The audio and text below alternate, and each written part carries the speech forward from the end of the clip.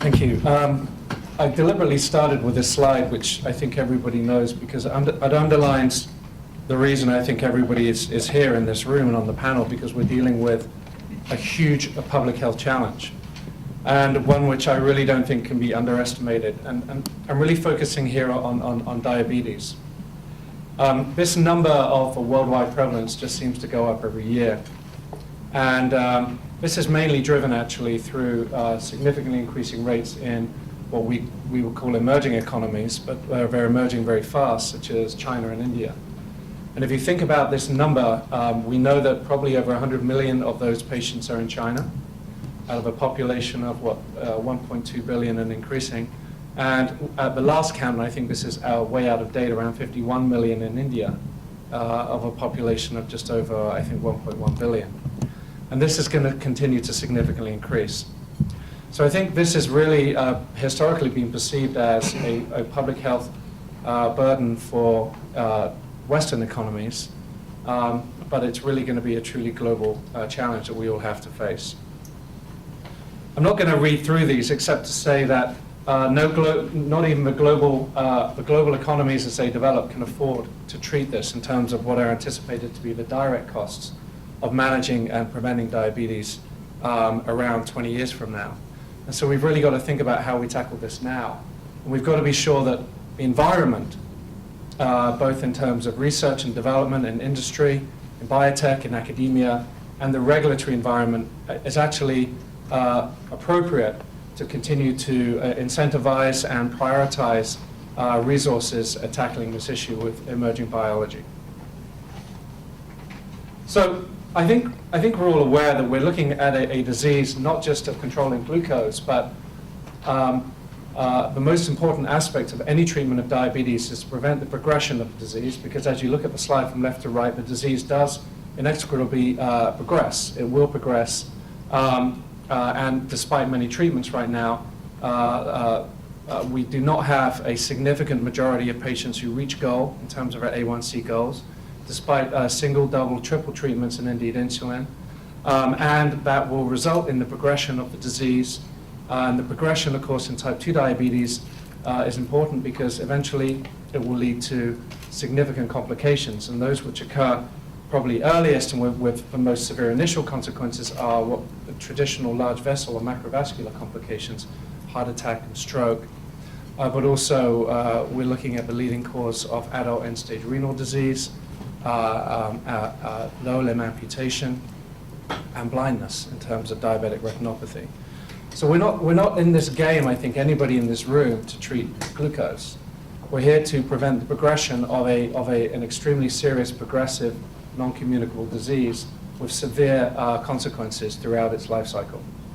And that should be the aim, I think, of every researcher, wherever they may be, and every regulator in assessing the potential of diabetes treatments moving forward.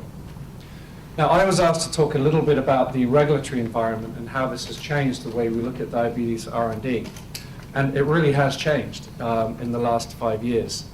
And one of the major catalysts for the change was the safety review of the potential of Avandia, rosiglitazone, PPAR gamma agonist, to cause an increased risk in ischemic cardiovascular events. I'm not going to go through the timeline in detail here, given the time. I think Avandia remains on the market with some significant restrictions to its use. But this led to a flurry of activity at the agency, particularly in the US, in terms of US health authority policy, to understand what could have been done better here and what is needed in terms of, from their perspective, protecting public health, particularly in excluding diabetes, cardiovascular risk in diabetes treatments. And what came out of this was really quite profound. And it really, I've been involved in diabetes clinical research for over 15 years, and this is probably the biggest change in the regulatory environment that I've experienced in this area. Firstly, this isn't probably the major aspect of it, but they made it absolutely clear that they expect patients to be treated for up to 2 years, so to get significant long-term exposure in terms of treating patients with diabetes. That kind of matches what the duration requirements emerging in the obesity guidelines. Probably more importantly, the FDA required that all sponsors exclude a cardiovascular safety signal in the pre-marketing environment. And what this means is they said, look, we're not asking you to totally and categorically exclude risk, but we'd like you to give us confidence that there is no significant signal of risk, meaning that the upper bound of your confidence interval for adjudicated cardiovascular events, so similarly you would do to in a cardiovascular outcome study, and these would be MACE events, major adverse cardiovascular events, such as cardiovascular death, stroke, and myocardial infarction. That lies between 1.3 and 1.8. And what that means, if you're a non-statistician, is you have to study for 90% power, which is the accepted power in phase 3 or late-stage pivotal studies. You have to get about 120 events in your pre-marketing dossier. Historically, in diabetes programs, we would get about 30 events. And so that obviously has a significant impact on size, investment, cost, complexity, and duration.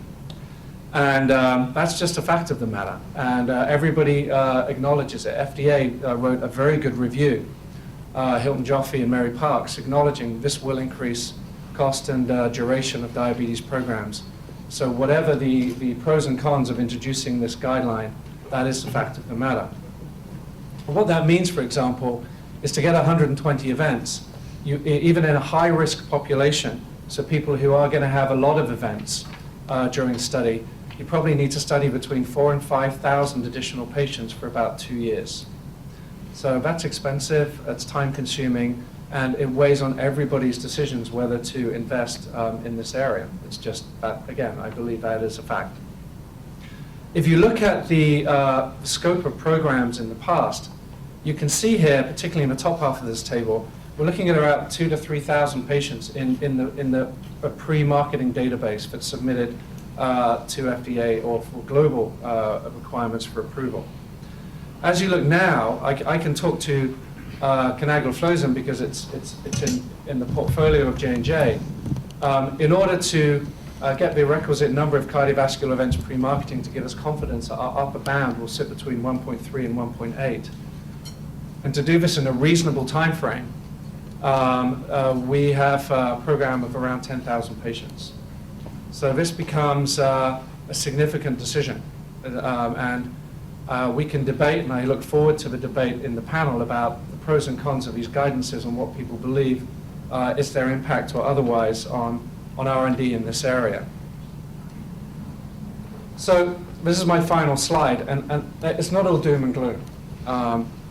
In terms of reimbursement, I think everybody who's involved in this area understands that now, more than ever, comparative effectiveness studies are critical. So going up against standard of care, ensuring you're at least as good and hopefully better in terms of adding value to patients and society.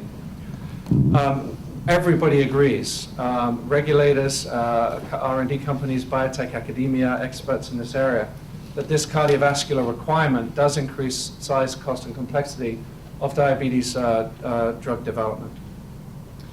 What worries me is everybody deals with a finite pot of resources, and all of us, whatever area we're in R&D, we have to make strategic decisions about where we invest that. Where there is a perception of increased risk and complexity, that is obviously going to influence people's decision-making about where they invest their dollars, pounds, euros, yen, whatever. And I think it's a really important consideration to debate given the public health challenge that we're facing with diabetes worldwide. And although I think the good news is the biology is very promising, it remains very promising in diabetes. In new targets on the beta cell, looking at inflammatory intervention on the adipose tissue and hepatic mechanisms, the biology remains promising. I think that's very good news. But I think it would be a huge shame, particularly for biotech, if these guidelines actively or otherwise disincentivized investment in this area, because we all rely on innovation across the R&D spectrum, whether it's industry, large pharma, biotech, academia. The good news for large pharma is if you take the top 10 companies by sales, 9 out of 10, at least on publicly listed databases, list type 2 diabetes as a core investment priority. So that's good news. But again, my concern would be I would really hope that we can continue to encourage investment in this area in biotech where much innovation still comes from. The other issue, of course, I think we're seeing increasingly in pharma is given the cost and risk and complexity of diabetes drug development, you're seeing many more partnerships to take single products or portfolios through to regulators. We saw the alignment of AstraZeneca and Bristol Myers. We've seen recently the agreement between Eli Lilly and BI, Boehringer Ingelheim, and many other single products which are partnered. And I think we're only going to see more of this moving into the future. Thank you.